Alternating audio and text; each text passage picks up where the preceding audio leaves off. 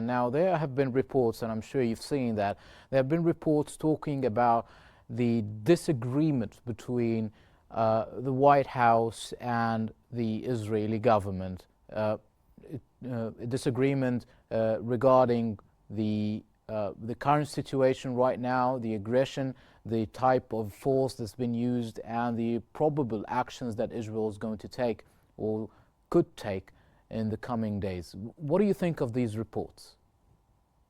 Well, listen, actually, today President Biden is a lame duck, and the Democrats are now preparing for another round of elections.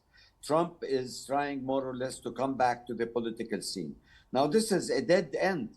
This is an era between now and the elections, let alone 100 days by the elections.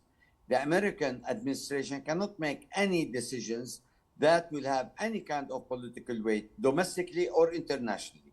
So when we talk about, the position of Biden, he has been telling Israel, stop the aggression basically in southern Lebanon, try to open humanitarian assistance for the people in Gaza and what have you. Did Netanyahu pay any heed? No.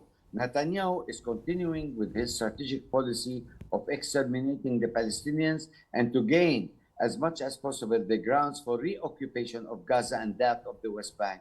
And the intention is to change the configuration of the geography in Palestine in order to fit exactly the mentality and the strategy of the settlers in the West Bank, let alone using Gaza as a buffer zone for security reasons, and that of southern Lebanon with Hezbollah. So all these remarks, all these reports did nothing. For the last 3 months, Biden has been, giving reports and telling the Israelis they should stop the war. Let's go back to the negotiation table. Let's open the borders of Rafah. Let's have humanitarian assistance. Did the Israelis respond positively? No, because that's very alarming, Ambassador, because if the pressure card of the United States on Israel is lost and Israel is disregarding any kind of statements from the international community or pressure from the international community now, what can change the discourse right now? What can apply pressure on Israel to ceasefire, to change the strategy right now?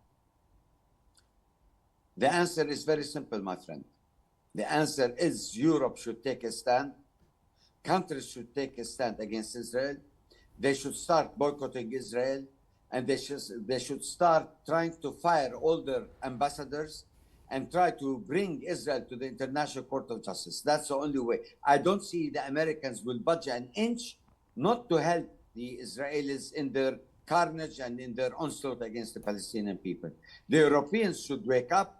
They should start, cutting relationship on bilateral and not waiting for the European Union to take a certain stand that is rhetorically invalid and to a certain extent hapless and helpless when it comes to pressures against Israel.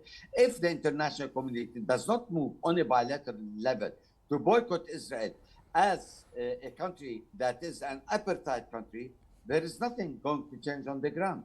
And the biggest price that will be paid by the Palestinian people and nobody else.